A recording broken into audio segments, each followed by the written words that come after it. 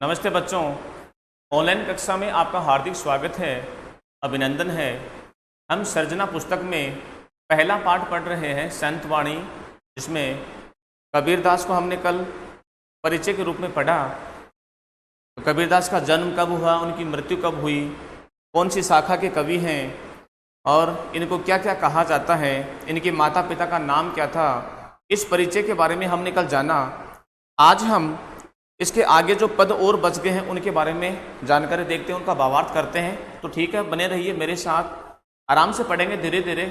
एक एक शब्दों को आपको भी गौर करना है और आपको यह भी ध्यान रखना है कि ये जो पद हमारे आए हैं इनमें किसका प्रसंग क्या है और व्याख्या क्या है और विशेष क्या है, इन चीज़ों का भी हमें ध्यान रखना है, ठीक है ना।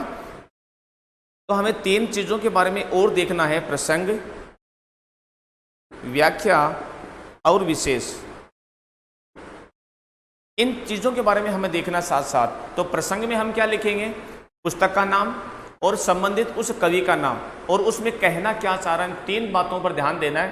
प्रसंग में क्या क्या लिखेंगे, पुस्तक का नाम, पुस्तक का नाम क्या है, सर्जना, तो हमारी पाठ्य पुस्तक है सर्जना। कवि का नाम और उस पाठ का नाम, पाठ हमारा कौन सा है, संत वाणी, और किसका है, कबीरदास का है, तो इसके बारे में। और कहना क्या चाह रहा है संबंधित कवि, उसके बारे में हमें लिखना है, ठीक है। तो देखो पहला हमने पढ़ लिया, एक बार दोबारा से देख लेते हैं हल्का सा। त्याग तो ऐसा कीजिए सब कुछ एक ही बार, सब प्रभु का मेरा नहीं निहचे किया विचार। यहाँ पर कवि कहते हैं कि हे मनुष्य, यदि आपको सर्वस्व समर्पण करना ही है तो आप इस प्रकार से समर्पण कर दीजिए कि सब कुछ एक बार में ही आप सब कुछ त्याग दीजिए, सर्वस्व त्याग दीजिए। सब प्रभु का मेरा नहीं, यानी जो कुछ भी है वो किसका है, सब हे प्रभु वो सब आपका ही है, मेरा कुछ भी नहीं है। निहचे किया विचार, यानी आपको दृढ़ निश्चय के साथ यह विचार कर लेना है कि हे प्रभु ये जो कुछ भी है वो आपका ही है, मेरा कुछ भी नहीं है, ठीक है। तो यह आपको लिखना है। दूसरा है, सुनिए गुण की वार्ता अवगुण लीजिए नाही, हंस क्षीर को गहत है नीर सो त्यागे जाहि। तो यहां पर कवि कबीरदास क्या कहते हैं, देखो सुनिए गुण की वार्ता, कि हे मनुष्य आपको केवल गुणों की श्रेष्ठ बातों पर ही ध्यान देना है। हे मनुष्य आपको श्रेष्ठ बातों को सुन करके और समझ करके, हे मनुष्य आपको श्रेष्ठ गुणों की श्रेष्ठ बातों को सुनना है और समझना है, सुन करके और समझ करके रखना है, सुनना है उन बातों को। सुनिए गुण की वार्ता, आपको केवल गुण की बातों को सुनना है और समझना है। अवगुण, अवगुण यानी अवगुणों को नहीं लेना है। अवगुण लीजिए यानी लेना, नहीं यानी नहीं, आपको अवगुणों को ग्रहण नहीं करना है। हंस क्षीर को गहत है नीर सो त्यागे जाही। हंस का अर्थ है एक पक्षी, क्षीर का अर्थ है दूध, गहत यानी ग्रहण करना, नीर यानी जल, त्यागी यानी त्यागना, जाही यानी जैसे। हे मनुष्य आपको विवेक का प्रयोग करना है, हे मनुष्य आपको विवेक का प्रयोग करना है। जिस प्रकार से हंस पक्षी क्या करता है, जल और दूध मिश्रित उसको, यानी जल और दूध को, दोनों का मिश्रण जो है, उस दोनों के मिले हुए मिश्रण में से वो क्या करता है, केवल क्षीर को गहत है, यानी केवल दूध को तो ग्रहण कर लेता है और मिश्रित उस जल को वह त्याग देता है। यानी दूध और जल दोनों मिले हुए हैं, समझ में आ रही मेरी बात। यानी दूध और जल को जब अपन एक भगोने में, एक बर्तन में मिला देते हैं तो अपन उसमें से अलग अलग नहीं कर सकते। लेकिन हंस पक्षी की विशेषता होती है कि वो क्या करता है, उसमें से अलग अलग उसको कर देता है। वो केवल दूध पीता है और पानी को छोड़ देता है। यहाँ पर पानी है वो अवगुण के लिए काम में आया है और जो दूध है वह गुण के लिए काम में आया है, ठीक है। तो मनुष्य को कहते हुए बताया है कवि ने कि आपको केवल गुण की बातें ही समझनी है, स्वीकारनी है और अवगुण की बातों का आपको ग्रहण नहीं करना है। जिस प्रकार से हंस पक्षी जैसे दूध को ग्रहण करता है और जल को त्याग देता है, उसी प्रकार से आपको भी कार्य करना, ठीक है। चलो आगे देखते हैं। छोड़े जब अभिमान को सुखी भया सब जीव, भावे कोई कछु कहे मेरे ही निज पीव। देखो छोड़े जब अभिमान, अभिमान यानी घमंड, अहंकार। अभिमान का क्या है, घमंड या अहंकार। सुखी यानी सुख, भया यानी होना, सब जीव यानी सारे जीव। यहाँ जीव का मतलब आत्मा से है, ठीक है, जीव का मतलब यहाँ किससे है, आत्मा से। भावे यानी कहना, भावे यानी कोई कुछ भी कहे, भावे कोई कछु कहे, या भावे का मतलब वैसे तो होता है होना, भावे का अर्थ क्या होता है, होना, भावे का अर्थ होता है होना। कोई कछु कहे, चाहे कोई कुछ भी कहे, मेरे यानी मेरा, ही मनी हृदय, ये यानी हृदय मेरी आत्मा, निज पीव, पीव का मतलब होता है प्रिय, या कह सकते हैं परमात्मा। तो देखो यहाँ आत्मा और परमात्मा की बात यहाँ चल रही है। कबीरदास जी ने आत्मा और परमात्मा के बारे में कहा है, तो छोड़े जब अभिमान को सुखी भया सब जीव। कबीरदास जी कहते हैं कि हे मनुष्य, जब आप अपने घमंड को छोड़ देंगे, अपने अहंकार को छोड़ देंगे, सुखी भया सब जीव, तो सारे जीव प्रसन्न हो जाएंगे। यहाँ जीव यानी आत्मा, यानी जब आप अपने हृदय में से अपने अभिमान को, अपने घमंड को त्याग देंगे, तो आपका जो जीव है, आपकी जो आत्मा है, वो क्या बड़ी प्रसन्न हो जाएगी। भावे कोई कछु कहे, मेरे ही निज पी, चाहे कोई मुझे कुछ भी कहे, चाहे कोई मुझे कुछ भी कहे, कब, जब आप अपने अहंकार, अहम के भाव को जब आप छोड़ देंगे, तभी क्या होगा, मेरे ही, मेरे हृदय में निज पी यानी मेरे परमात्मा का निवास होगा। तो परमपिता परमात्मा का निवास कब होगा, जब आपके हृदय में से और घमंड अहंकार जब निकल जाएगा, तभी क्या होगा, आपका भला होगा। ठीक है। जाति न पूछो साधु की, देखो कवि कहते हैं कि जाति न पूछो साधु की, पूछ लीजिए ज्ञान, मोल करो तलवार का, पड़ा रहन दो म्यान। तो देखो जाति न, यहाँ कबीरदास ने देखो कितनी शानदार बात कही है कि जाति न पूछो साधु की, कि हे कबीर, हे मनुष्य, कभी भी आपको साधु, साधु यानी सज्जन व्यक्ति, हे मनुष्य, आपको सज्जन व्यक्ति की कभी भी जाति नहीं पूछनी चाहिए। जाति न पूछो साधु की, आपको सज्जन व्यक्ति की कभी भी जाति नहीं पूछनी चाहिए। पूछ लीजिए ज्ञान, आपको तो केवल और केवल उससे ज्ञान की बातें पूछ लेनी चाहिए कि हमें समाज में कैसे रहना है, हमारा कल्याण कैसे हो सकता है, हमारा मोक्ष कैसे हो सकता है, हम कैसे सद्विचारों को ग्रहण कर सकते हैं, इन बातों को आपको पूछ लेना चाहिए, ज्ञान की बातों को ग्रहण करना चाहिए, उनकी जाति के बारे में नहीं पूछना चाहिए। और हम कह सकते हैं यानी कि जाति के आधार पर हम उनका मान सम्मान भी नहीं कर सकते। केवल किसके आधार पर होता है मान सम्मान, ज्ञान के आधार पर। ठीक है, चलो। मोल करो तलवार का, पड़ा रहन दो म्यान। उसी प्रकार से कवि कहते हैं कि मोल करो तलवार का, कि आपको मोल करना है, आपको मूल्य भाव आंकना है, किसका, तलवार का। आपको तलवार का भाव देखना है। मोल करो तलवार का यानी तलवार के मूल्य के बारे में आपको देखना चाहिए कि तलवार कैसी है, धारदार है या नहीं, अच्छा लोहा है या नहीं। पड़ा रहन दो म्यान, आपको म्यान की कोई आवश्यकता नहीं है। हे मनुष्य, आप उस म्यान की सुंदरता को देख करके और तलवार को खरीद मत लेना, तलवार का मोल मत लगा देना। आपको तो क्या करना है, उस जो वास्तव में जिसकी आवश्यकता, जिस ज्ञान की आवश्यकता है, उसको ही आपको ग्रहण करना चाहिए। बिना मतलब की यानी जो बाहरी जो सुंदरता है, उस बाहरी सुंदरता के बारे में आपको ग्रहण नहीं करना है। ठीक है, तो मोल करो तलवार का। हे मनुष्य, आपको किसका मोल करना है, आपको तो तलवार का मूल्य आंकना है। पड़ा रहन दो म्यान, यदि जो म्यान है तलवार का, जो बाहरी हिस्सा जिसमें तलवार अपन डालते हैं, वो चाहे कितनी भी सुंदर क्यों ना हो, लेकिन वह कभी भी आपको युद्ध नहीं जीता पाएगी। क्यों? क्योंकि तलवार ही वह साधन है जो हमें क्या कर सकता है, युद्ध के अंदर हमें विजय प्राप्त दिला सकता है। आगे देखो,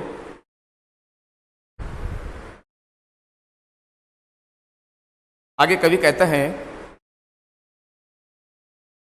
तो ये तो हो गया, जाति न पूछो साधु की, पूछ लीजिए ज्ञान, मोल करो तलवार का, पड़ा रहन दो म्यान। ठीक है, तो यहां पर कवि किसके बारे में कह रहा है, कवि यहां पर बाहरी सुंदरता को नकारने के बारे में कह रहा है, और आत्मिक जो उसकी वास्तविक जो सुंदरता है, जो गुण है, उनको ग्रहण करने के लिए व्यक्तियों को बार बार संदेश दे रहे हैं। ठीक है, आगे देखते हैं।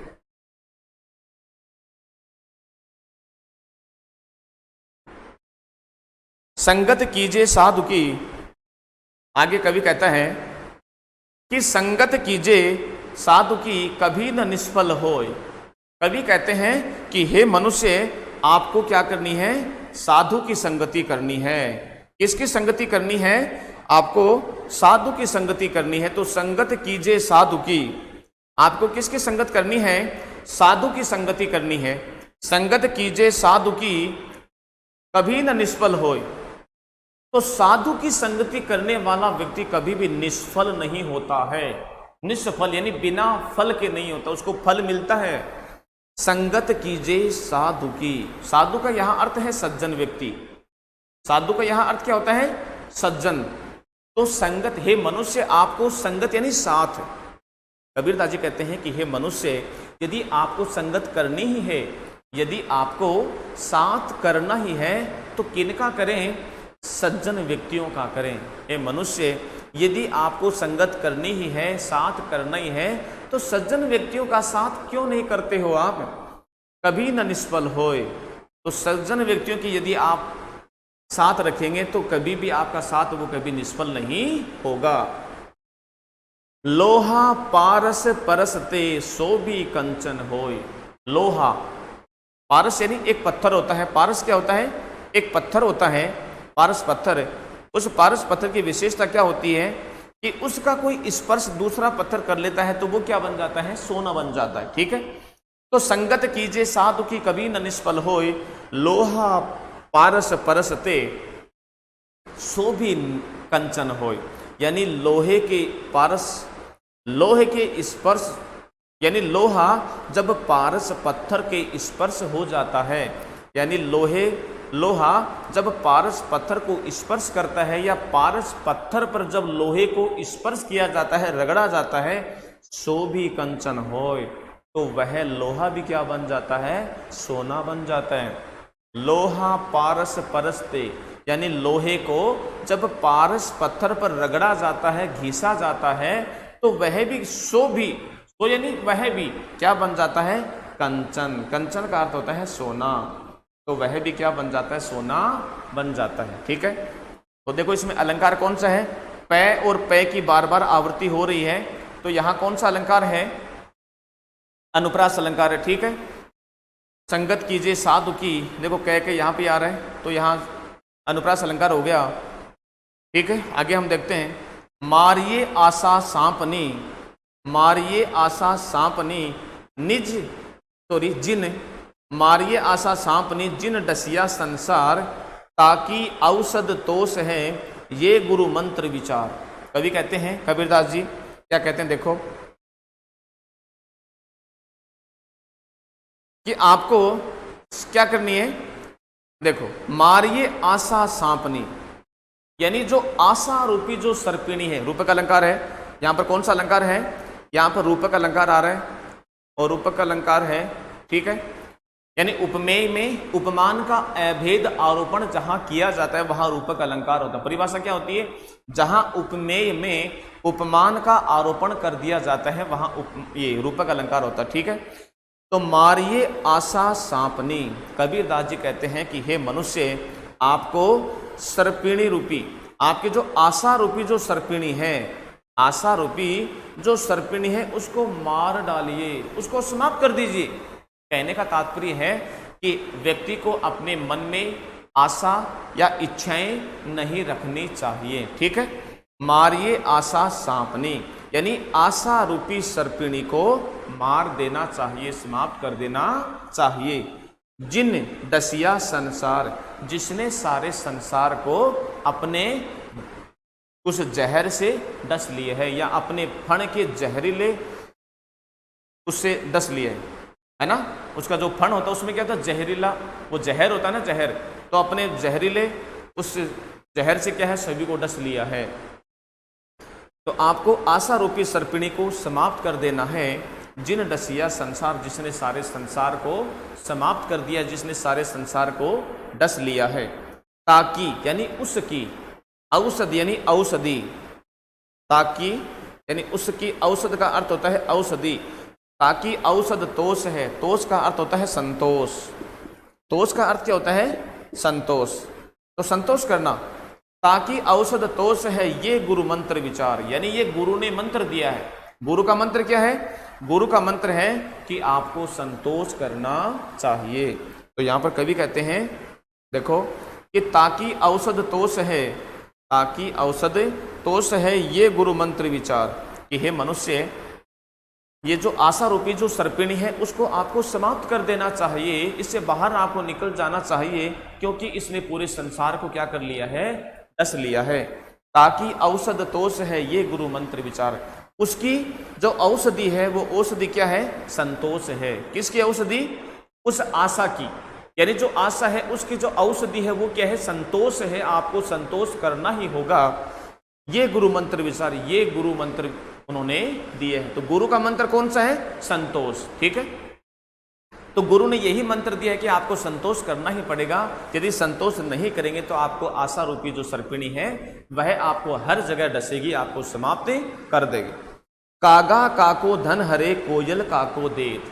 अब देखो यहां पर कह की आवृत्ति हो रही है ना, तो यहां कौन सा अलंकार है? यहां पर भी अनुप्रास अलंकार है। कौन सा अलंकार है? अनुप्रास।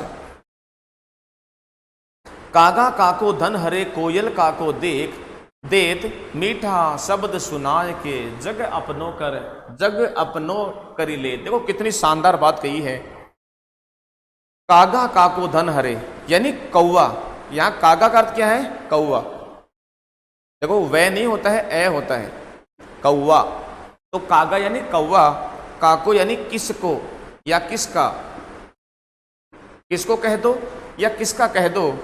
धन हरे यानी धन लेना, लेना कह दो या हरण करना कह दो। और कोयल काको यानी किसको, किसको। देत का अर्थ होता है देना, देत का अर्थ क्या होता है? देना।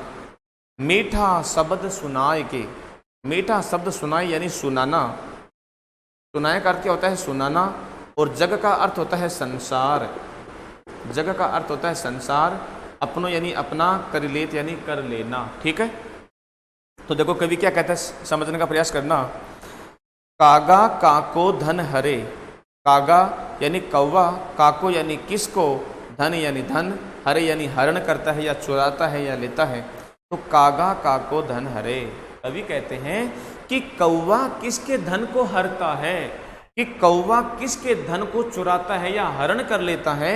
और कोयल काको देत, और कोयल है वो किसको देती है ना, यानी कागा तो किसका धन हरता है, यानी कौवा किसके धन को हरण करता है। और कोयल, जो कोयल है वो किसको देती है? किसी को नहीं देती। न तो कौवा किसी के धन को हरण करता है, लेता है, और न कोयल किसी को धन देती है। मीठा शब्द सुनाए के, लेकिन देखो महत्व किसका है? केवल मीठे शब्द का। मीठा शब्द सुनाए के, यानी मीठा शब्द सुना करके जग अपनो कर लेत, जो जग है, जो संसार है, उस संसार को क्या कर लेते हैं? अपनी ओर कर लेते हैं। जग यानी संसार, तो अपनी ओर कौन कर लेते हैं? जो मीठे बोलने वाले व्यक्ति। यहां पर देखो कोयल तो कौन है? जो व्यक्ति मीठा बोलता है, समाज में सभी के साथ अच्छा व्यवहार करता है, किसी बात को पूछने पर वह उसका शांतिपूर्वक जवाब देता है, आराम से, मतलब यानी मेलजोल रखने वाला व्यक्ति। और कौवा किसको करता है? अब देखो कौवे की आवाज कैसी, कर्कश आवाज है, कठोर आवाज है, और हम लोग भी क्या करते हैं? कौवे की कठोर आवाज को पसंद नहीं करते हैं। तो यहां पर कवि ने वाणी के महत्व के बारे में बताया। यहां कबीरदास ने किसके महत्व के बारे में बताए हैं? तो कबीरदास जी ने वाणी के महत्व के बारे में बताते हुए कहा है कि कौवा तो किसको धन देता है, किसको, सॉरी, कौवा तो किसके धन को हरण कर लेता है, और कोयल है वो किसको धन देती है। लेकिन ये तो केवल वाणी का ही महत्व है, ये तो उस मीठी वाणी का ही महत्व है कि उस मीठी वाणी के कारण कोयल तो सभी को अच्छी लगती है, और जो कौवा है वह सभी को पसंद नहीं आता है। क्यों? उसकी आवाज अलग होती। तो मीठा शब्द सुनाए के जग अपनो कर लेत, यानी संसार के अंदर वह अपनी मीठी आवाज के कारण और समाज में अपना उच्च स्थान रखती है, और सभी की जीभ पर, वाणी के ऊपर वह रहती है। ठीक है, तो ये था हमारा संत वाणी कबीर का पाठ। तो कबीर के बारे में हमने क्या क्या पढ़ा? कबीर के बारे में हमने उनका परिचय देखा कि कबीर कब जन्मे, कबीर ने क्या क्या है, इन सारी चीजों के बारे में हमने देखा। ठीक है, कबीर का भाषा कौन सी है? सदुकड़ी भाषा है। सदुकड़ी भाषा का इन्होंने हर जगह प्रयोग किया है। और ये भी क्या थे? अशिक्षित थे, है ना। कबीर क्या थे? अशिक्षित थे। इन्होंने कभी भी किताब वैसे पढ़ाई नहीं कि, इन्होंने निरक्षर थे।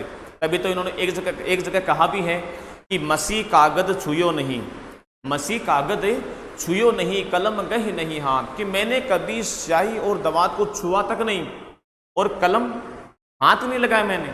तो देखो, निरक्षर व्यक्ति और इतना कुछ बता दे, बहुत बड़ी बात होती है। ठीक है, आगे देखते हैं। अब है तुलसीदास। अब हम संत वाणी में तुलसीदास जी के बारे में अध्ययन करते हैं। तो सबसे पहले तो हम तुलसीदास का परिचय देखते हैं कि तुलसीदास जी कहाँ जन्मे, कहाँ, इनके बारे में क्या क्या परिचय है वो अपन देखते हैं। तो आपको लिख के समझाता हूँ, किताब में बाद में देखेंगे अपन। तो देखो, तुलसीदास,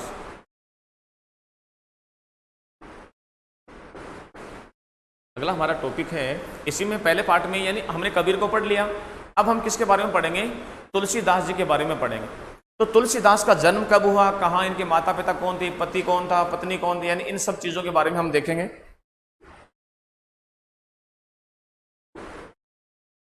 तो तुलसीदास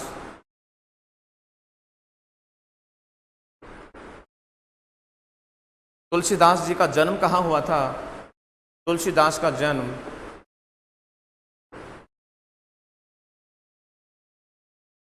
1532 ईस्वी में हुआ। तुलसीदास जी का जन्म कब हुआ? 1532 ईस्वी में। और यदि हम इसको देखो, उसमें देखें, संवत में देखें तो 1532 तो ईस्वी हो गई, लेकिन यदि हम इसमें 57 जोड़ देंगे तो क्या बन जाएंगे? संवत आ जाएंगे। तो 7 और 2 9, ये 1589। ये 1589 क्या बन जाएंगे? विक्रम संवत बन जाएंगे, विक्रम संवत। ठीक है, तो इस प्रकार से हम बता सकते हैं कि ईस्वी और सन में फर्क है। तो ईस्वी है वो तो 57 साल पीछे चलती है, और विक्रमी संवत है वह 57 वर्ष आगे चलते हैं। तो परिचय दोनों में पूछ लिया जाता है और दोनों में ही हमें याद रहना चाहिए। ठीक है, तो 1589 और 1532 कोई सा भी बता सकते हैं अपन। तो जन्म तो 1532 में, और हुआ कहाँ था? उत्तर प्रदेश के, उत्तर प्रदेश के बांदा जिले, उत्तर प्रदेश का एक जिला है, उस जिले का नाम क्या है? बांदा। तो उत्तर प्रदेश के बांदा जिले के राजापुर गांव में हुआ था।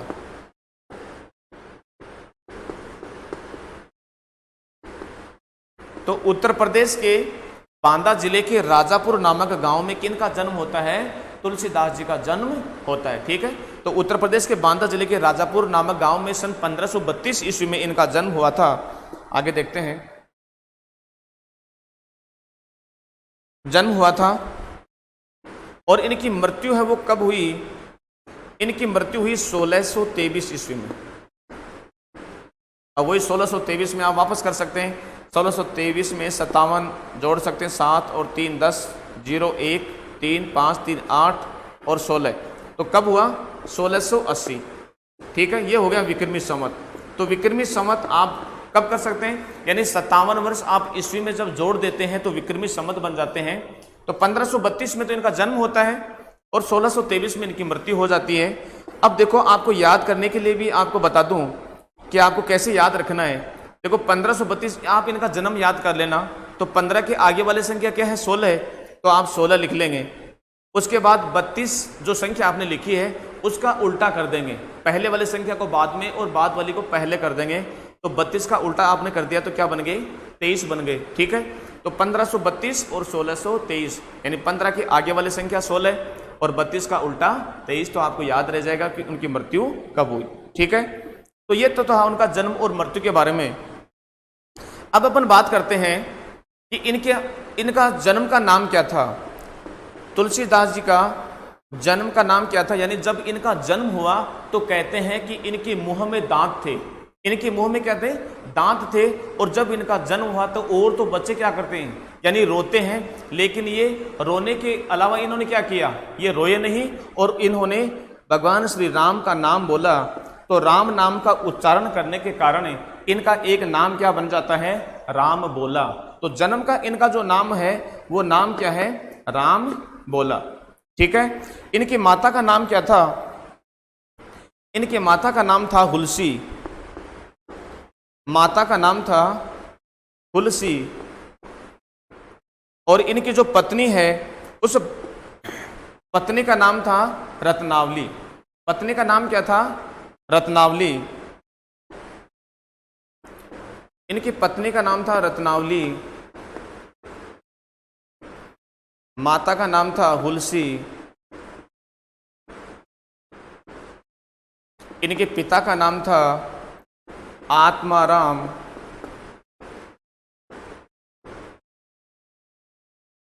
आत्माराम दुबे, पिता का नाम था आत्माराम दुबे। इनका जो पालन पोषण किया था वो पालन पोषण किसने किया था, क्यों, क्योंकि इनकी जो माता थी तुलसी वह इनके जन्म के थोड़े समय बाद ही वो क्या हो जाती है, मर जाती है।